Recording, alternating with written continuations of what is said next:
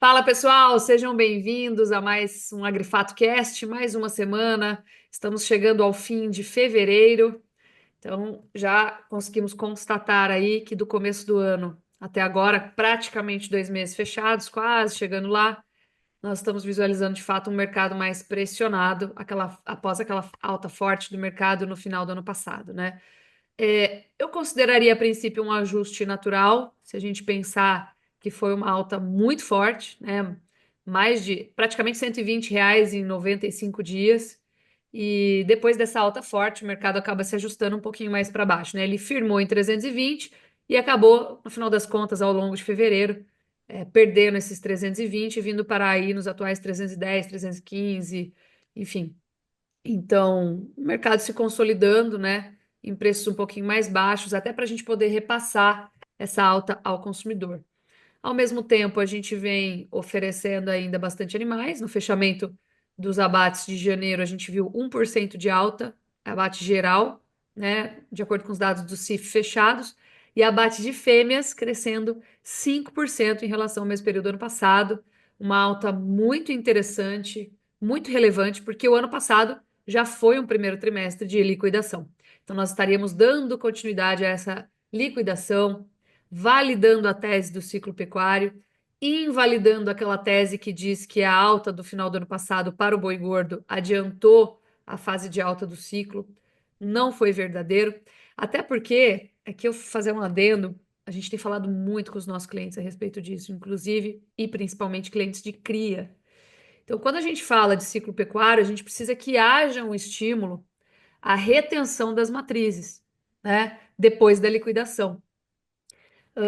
E os criadores, eles aproveitaram relativamente pouco esse movimento de alta do boi gordo no ano passado, que subiu mais do que o bezerro, né? Então, esse eu acho que é um fato preponderante. Tecnicamente, para a gente ter fase de alta de ciclo, eu preciso ter um movimento claro de retenção das fêmeas e não de liquidação, e uma remuneração pelo bezerro que seja mais alta do que a remuneração pelo boi gordo, né? Porque o bezerro é que puxa a fila. Então, tecnicamente, ainda estamos em fase de liquidação, porém, usei muito essa expressão com os clientes nessas últimas semanas. Parece que estamos esgoelando já nesse movimento, né? Estamos assim nos últimos estertores desse movimento. Por quê?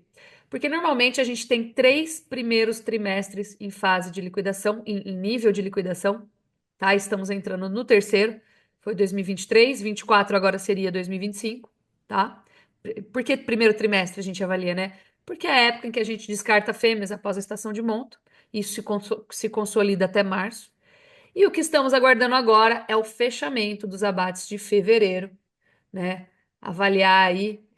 A gente está esperando esse dado assim ansiosamente para ver como que ele vai vir em relação a fevereiro do ano passado e em relação a janeiro também. Se continuar, vai se confirmar mais um trimestre de liquidação, tá bom? Não só um janeiro, mas sim a consolidação, o começo do fechamento de um trimestre, né? E dito isso, a gente tem ainda oferta, então o abate aumentou em janeiro. Em fevereiro, a gente tem sentido esse abate elevado também. As escalas de abate, apesar de não estarem longas como estavam no primeiro semestre de 2024, a gente visualiza elas devagarzinho se ampliando. Então, elas saíram daquela duração de 4 ou 5 dias para os atuais 8 em média. Então, devagarzinho, elas vão se consolidando em patamares mais altos. Temos situações distantes aí ao longo do Brasil. Então, na região norte, nós temos escalas um pouquinho mais curtas, preços que subiram um pouquinho no início dessa semana, mas aqui já para a região sudeste, para o centro-oeste, o Mato Grosso mesmo, né, em específico, que acaba misturando ambientes aí, sendo uma zona mais ou menos de transição em determinadas regiões, a gente viu as escalas se ampliarem, né? O Mato Grosso que estava segurando o preço pertinho de São Paulo, tá? Então nós temos situações distantes, mas no frigir dos ovos, e os próprios preços nos confirmam essa afirmação, o preço vem caindo do começo do ano para cá, em decorrência de uma maior oferta, uma demanda que está indo bem, melhor do que no começo do ano passado, mas não consegue mais acessar um boi mais caro, porque o boi já subiu, já foi repassado isso para carne, né? E quando a gente olha para as exportações, elas estão firmes aí, mas a gente tem um pouquinho mais de oferta desequilibrando essa conta. E para a gente colocar os números em pauta, os números na mesa, eu queria convidar o Iago Travagini aí, que voltou de férias, tá meio corado, meio Pois bronzeado. é, pois é, Lisa. Pois Pra é, onde você peguei um foi mesmo? solzinho. Eu fui para Chapada Diamantina, na Bahia. Muito bom, diz que é maravilhoso lá. Muito bonito mesmo. Bom mesmo. Bem, vamos lá para falar um pouquinho sobre mercado, né? O que aconteceu, acho que principalmente nessa última semana, a gente viu na última semana, né? Se eu for pegar todos os contratos futuros, se eu pegar o mercado físico, todos, pelo menos até a sexta-feira passada, desvalorizaram e caíram numa toada de desvalorização muito grande. E olhando da perspectiva de físico, né? A gente sai de 320 para bater 315 ao final da sexta-feira passada. Essa segunda-feira o mercado andou de lado, né? Então a gente está vendo um mercado que nessa semana está estudando o que vai acontecer ainda. Mas se eu avaliar todos os contratos futuros, todos não, né? Mas pelo menos os mais curtos, os mais líquidos até junho, a gente viu uma desvalorização que chegou na casa de 2, 3%, né? Por uma semana. Faz um tempinho que a gente não via esse nível de desvalorização acontecer por 2 semanas consecutivas. A gente viu isso acontecer na segunda semana de fevereiro e depois, agora, né? Nessa terceira semana de fevereiro, esse cenário se repetiu. A gente tem aí uma segunda-feira que foi um pouco mais positiva, o mercado tomando o respiro, mas foram 2 semanas consecutivas de desvalorização com o boi gordo, né, perdendo, se eu pegar o contrato maio, que é hoje um dos mais líquidos, entre o dia 6 e o dia 20, né, foi uma queda aí de mais de R$ 23, R$ 24. Então você teve um ambiente muito mais negativo na bolsa. Basicamente o mercado precificando uma negatividade maior e até avaliando da perspectiva de que pode acontecer, o que não pode acontecer, né? Até a gente avaliou aqui o comportamento de preço entre fevereiro e maio, né? Já que a gente está no mês de fevereiro, a gente já pode ter uma noçãozinha aí do que pode acontecer daqui para frente, olhando para maio e para os outros meses de maneira geral. Mas olhando o preço médio fevereiro contra maio, né?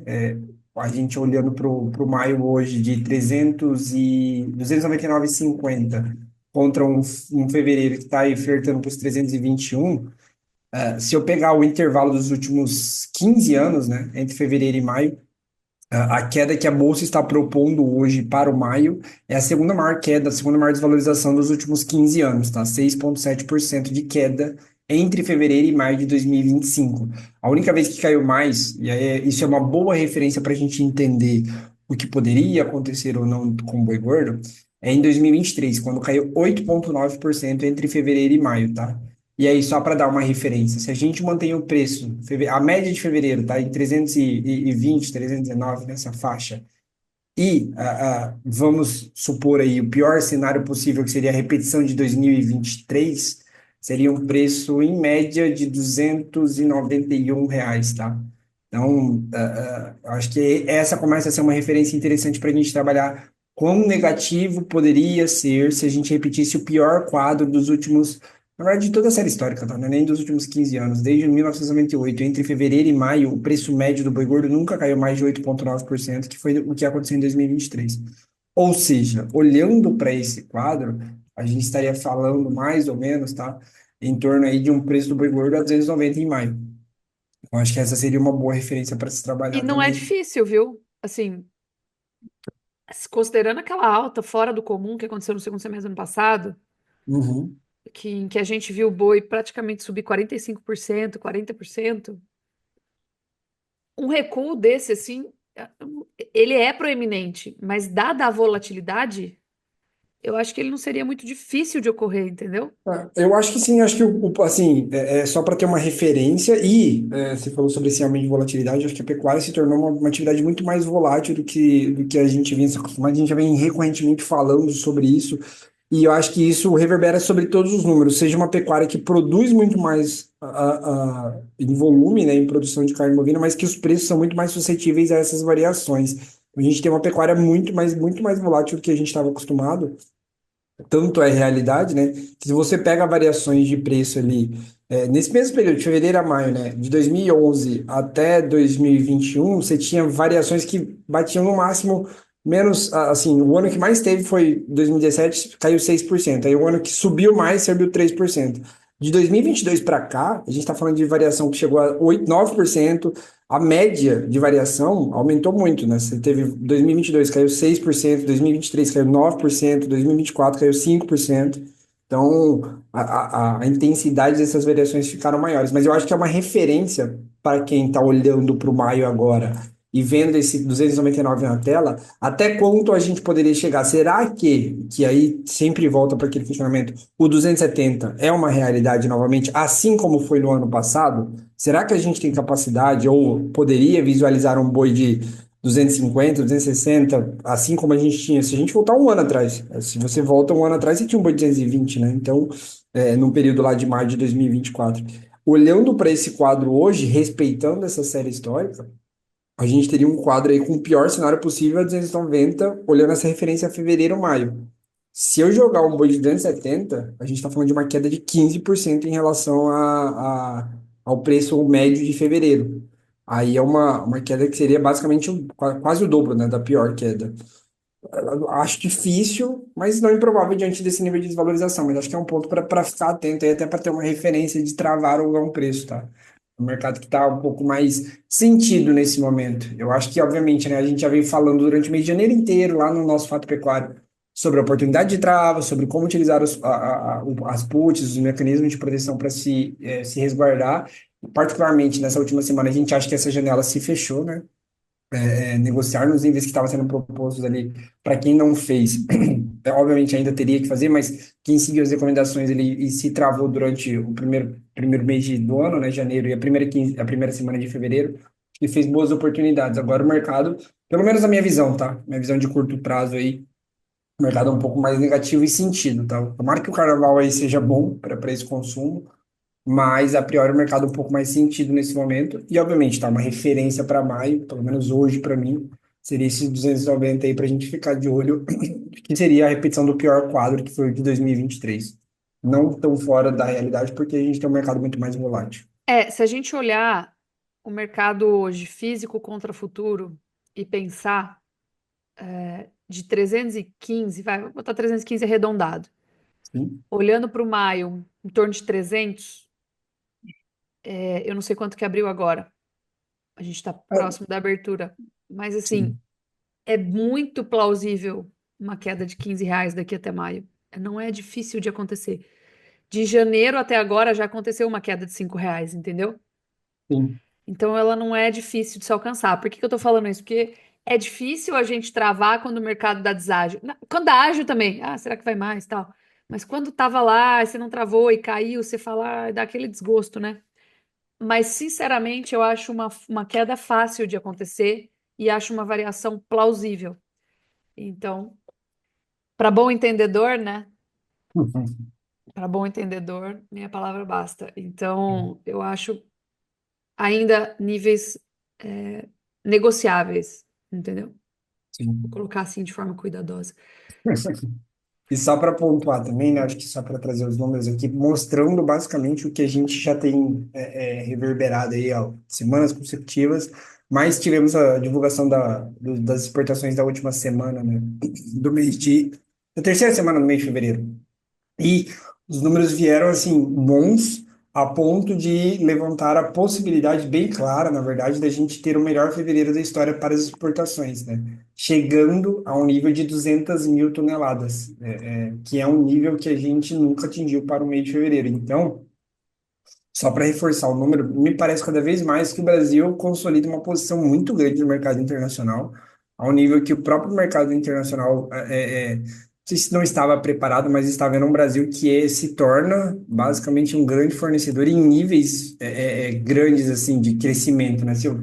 A nossa previsão é que termine o mês com 200 mil toneladas. E só para ter uma referência, né, o fevereiro de 2024 fechou com 179 mil toneladas. Então você tem um crescimento pensando, obviamente, que não é fácil você crescer a níveis de 15% ao ano, se a gente, porque a gente fechou fevereiro 23 com um total de 126 mil toneladas, fevereiro 22 foi 159, ou seja, a gente fecha 23 com 126, depois cresce para 170 em 24 e agora vai fechar provavelmente a 200. É um nível de crescimento que a gente tem avançado todo ano, 15, 20% nas exportações.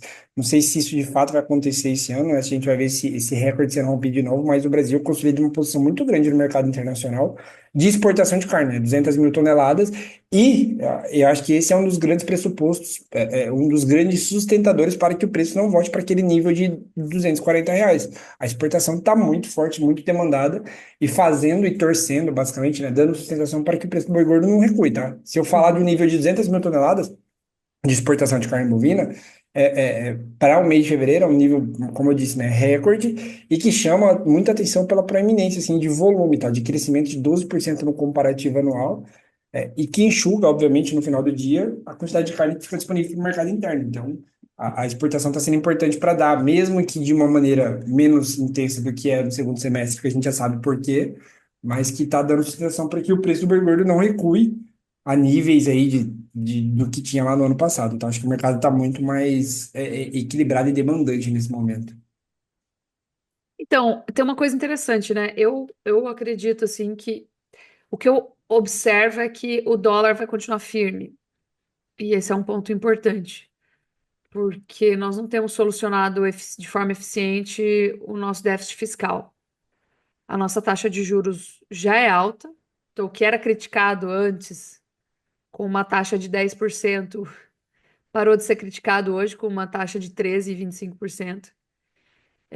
Então, partindo de uma taxa já alta, que vai perdendo seu efeito ao ser aumentada ainda mais, a gente está com uma situação já complicada. E isso deve transmitir aí a mensagem para os investidores que levam a uma evasão de recursos, de investimentos, que acabam indo para outros mercados, e isso mantém o dólar em alta. Então, apesar do dólar ter voltado aí para 5,70, eu acredito muito que, cara, é um ajuste técnico e influência forte dos leilões que aconteceram aí por parte do Banco Central e que reduziram, assim, de forma representativa nossas reservas. Eu acho que o dólar vai continuar alto. O dólar continuando alto, a gente continua exportando bastante, né? Então, assim, o problema de oferta dos Estados Unidos não vai se solucionar de forma rápida.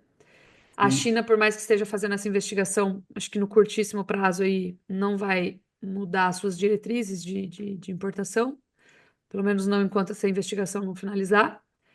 E eu acho que isso vai manter isso vai ser efeito também desse câmbio alto e vai manter as nossas exportações aquecidas.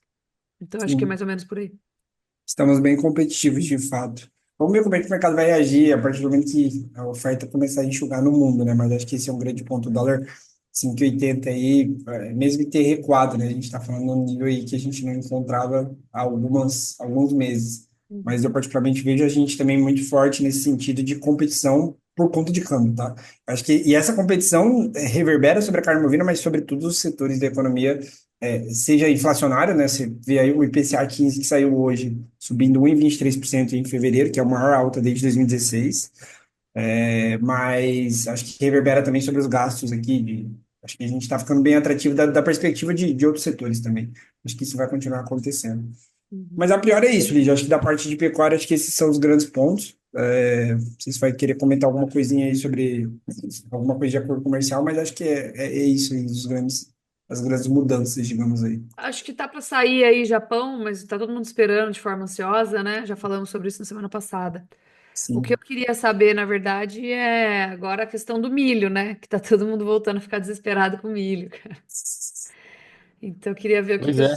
que a equipe de grãos aí tá enxergando, porque tá começando a incomodar a parte nutricional.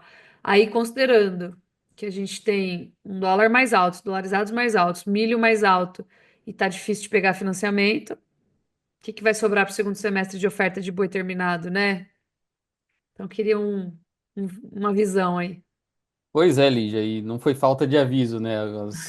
As fortes insistências nossas aqui, né? Os próprios gatilhos aí que a gente sempre comenta, né? Da relação de troca boi-milho, né?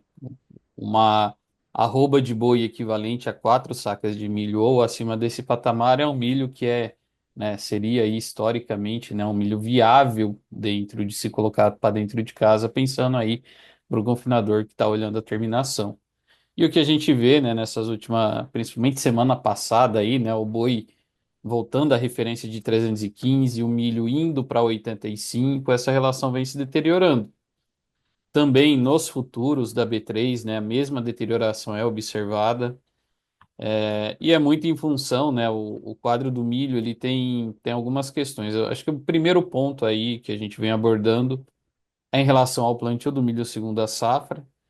Essa semana, né, o dado da Conab aí, junto com o IMEA, junto com outras fontes, né, o milho, a curva de plantio do milho entrou, né, encontrou ali o seu padrão normal, né, ou seja, ela recuperou o atraso que vinha tendo nas últimas semanas. Acho que desde o do início, né, o plantio de milho, a gente vê que ele está sendo praticamente todo executado dentro do mês de fevereiro, então isso, né, retira um pouco ali da questão expectativa de potencial produtivo, né? Milho que é plantado em janeiro realmente ele tem uma percepção de produtividade muito mais positiva, então isso acaba influenciando nas estimativas de produção de milho segundo a safra.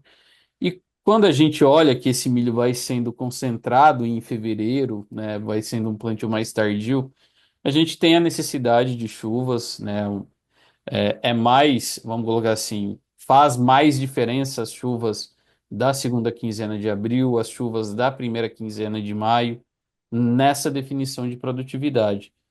Só que o que chama atenção, né, até a gente falando aí com alguns clientes, algumas atualizações, né, os mapas aí que trazem as projeções, né, as previsões aí em relação às chuvas, colocando algumas anomalias, né? Ou seja, tendência de chuvas abaixo da média para abril e para maio em regiões produtoras de milho segunda safra. E isso, né, soa como justamente aí, né, mais um fator de preocupação a respeito da definição da produtividade, né, do tamanho da nossa produção de milho segunda safra. Algumas estimativas aí rodando o mercado, né, o que a gente olha tem estimativas aí na casa de 108 milhões de toneladas e tem estimativas próximas ali a 100, 101, 102 milhões de toneladas, ou ainda até abaixo de 100, né, dependendo aí do critério a ser utilizado. Mas é fato que a gente está tendo uma expansão da área plantada, porém, acho que o ponto mais importante é o quanto esse atraso, né, essa barrigada que o plantio do milho deu nesse mês de fevereiro, né, ali e final de janeiro também, né, desse atraso, quanto isso vai impactar em termos de produtividade. Junto com esse cenário climático aí, né, dessa transição de laninha para uma neutralidade, colocando esse comportamento de chuvas aí, e gerando aí mais uma pulga atrás da orelha para o mercado. E o que a gente vê, alguns movimentos de antecipação de compras pelo lado da demanda, algumas indústrias, né, principalmente o mercado doméstico aí, já tomando algumas posições. A gente tem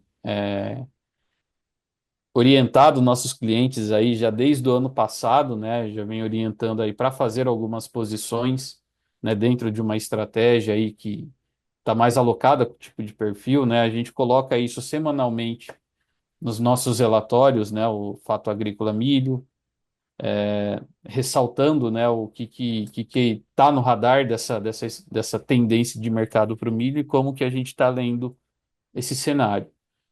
Sem contar aí a questão internacional, né? A gente tem ainda um cenário aí que ele é bem estruturado para preços mais fortalecidos, né? Nos Estados Unidos as exportações estão fortes, a gente tem um cenário de oferta e demanda global que os estoques mundiais estão pressionados. A gente coloca aí essa questão da guerra comercial, se vai ter, se não vai ter, é muito importante para o mercado de milho mundial, uma vez que Estados Unidos é o maior produtor e maior exportador. Talvez isso, né, vai fazer a diferença lá no segundo semestre em termos de precificação, mas quando a gente está olhando, como a gente está olhando, né, para precificação, né, nesse momento, a gente ainda tem os patamares de paridade de exportação fortes lá nos níveis de R$ 75 a saca base Porto. Acho que o mercado tem que estar atento a isso. Obviamente, o tanto que a gente exportar vai depender do tanto que a gente conseguir produzir, mas o mercado doméstico tem uma precificação muito forte, tem esse cenário internacional aí que é mais arriscado. Nesse momento, talvez a gente veja um pouco aí de calmaria no mercado internacional no curto prazo, porque a Argentina vem chovendo bem em fevereiro, né? Vem aí estancando a sangria do que foi o clima lá entre dezembro e janeiro. E a gente tem agora, né, dia 28 de março, Outlook do SG, 28 de fevereiro, Outlook do SDA trazendo aí as primeiras percepções, né, os primeiros indicativos sobre a área dos Estados Unidos de soja e de milho para a safra 25-26, que começa o plantio em abril. E no final de março a gente tem também ali o número, né, que já é uma pesquisa ali mais consistente que o SDA faz. Mas a percepção para o milho de curto prazo, né, até ter uma definição mais clara da safrinha, por enquanto ele continua no mercado fortalecido. E como é que estão os movimentos aí técnicos no mercado futuro na bolsa? Agora vamos para o Rodrigo aí. Vamos lá, Lígia. Bom, bastante volatilidade, especialmente no milho, em Chicago. Nós tivemos nas últimas semanas aí importantes movimentos, né, de alta. Chegou, inclusive, o contrato vigente, o março 25, chegou a negociar acima da referência dos US$ 5 o bushel.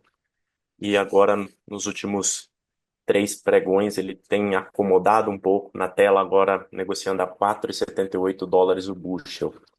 Ele segue com vinha com uma tendência clara de alta no curto prazo, mas com essa sequência de quedas, ele vem deixando aí um viés um pouco negativo de curto prazo, né? Apesar disso, o reporte do CFTC na última sexta-feira diz respeito ao posicionamento dos fundos de investimento. Eles aumentaram o saldo comprado em futuros e opções de milho. É um relevante saldo, né? 353.533 contratos até o dia 18 de fevereiro. Contrapartida na soja, houve uma redução dessa posição líquida, né, diferentemente do milho. Aqui sim, o saldo comprado na soja ele é de 16.526 contratos, né, um recuo frente ao dado anterior. E na soja, sim, nós temos um cenário até de movimento de preços diferente do milho, né? Para a soja, a gente tem uma tendência indefinida de curto prazo, né? Topos mais altos e fundos mais baixos. Então, o mercado negociando no mesmo patamar de preço dos últimos 8 pregões, mais ou menos. Ele, contrato de março 25 de soja em Chicago, na tela agora US$ 10,28 o bushel. Então, segue um pouco indefinido no curto prazo, né? Um suporte de preços relevante, né? Que é um fundo aí de curto prazo que foi no dia 13 de fevereiro, registrado a 10,24, é um suporte relevante que a gente observa e é uma referência para a gente aqui. Esses foram os principais movimentos aí de Chicago, mercado muito atento, como o Stefan pontuou, ao fórum, né, de perspectivas do USDA, Outlook Fórum do dia 27 e 28. O mercado espera um incremento de área para o milho, né? Algumas estimativas apontam um incremento de 3,20% frente aos 90,6 milhões de acres, né, semeados no ano passado. Para a soja, né, as estimativas apontam uma queda, né, e essa queda é de 3,10% frente aos 87,1 milhões de acres semeados, no caso da soja, no ano passado nos Estados Unidos. Então, muita atenção, né? O incremento superior ou inferior a essa estimativa tende a balançar bastante o mercado, né? No caso do milho, e também para a soja um corte, às vezes, ou superior ao que o mercado espera, né? Ou inferior tende a refletir diretamente sobre esses preços aí em Chicago. Então, muita atenção, acompanhe a gente. Vamos soltar aí relatório especial entre a sexta e a segunda-feira. E trazendo já para o Brasil, né, B3 não tem como não falar, né, um movimento explosivo para cima, especialmente o vencimento mais curto, março, é o que apresentou maior valorização, né? Ele vem com esse desenho nas últimas semanas.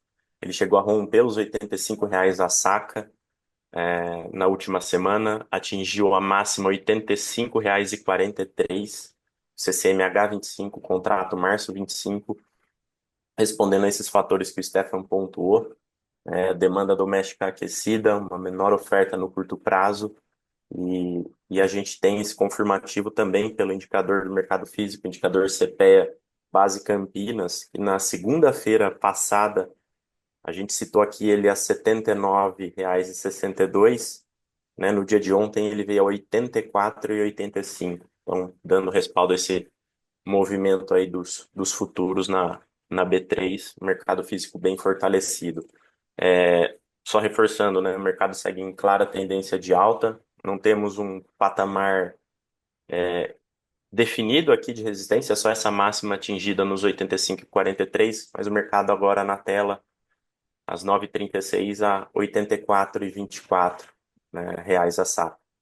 E só para pontuar aqui também, indicador da soja no mercado físico, que a gente acompanha a referência de Paranaguá, ela não vem oscilando tanto frente aos números das últimas semanas. No dia de ontem veio a 130,87 reais a saca.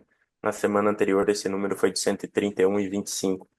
E aí ponderando, né, o movimento de preços em Chicago, prêmio de exportação no Brasil deu uma recuperada e dólar aí que voltou a também apresentar uma recuperação frente ao real. Só queria pontuar que vocês colocaram no início do podcast, né, o contrato maio 25 a gente falou ontem, de boi gordo. Ele fechou o dia de ontem, né, dia 24, sob a importante referência dos 300, né, fechou cravado, o pregão regular às 4h30 na B3 a R$ 300 a arroba. No dia de hoje foi a máxima atingida e ele também abriu nesse patamar, então é uma importante referência, né? A gente até colocou aqui no call de abertura, nos nossos relatórios, se ele ultrapassar e se consolidar acima dos 300, acredito que ele venha a flertar aí com os R$ 310 a arroba no curto prazo, né? Tecnicamente poderia dar esse respiro.